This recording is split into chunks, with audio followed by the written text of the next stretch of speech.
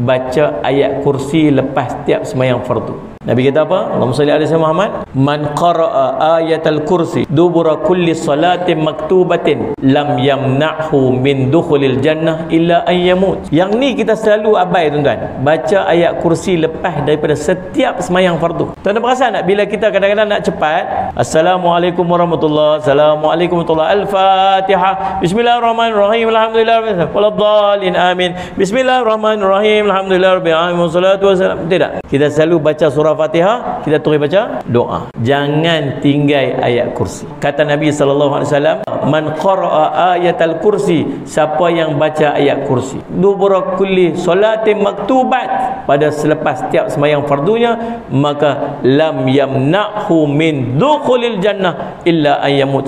Tak ada apa pun yang akan menghalangnya daripada dia masuk syurga melainkan mati.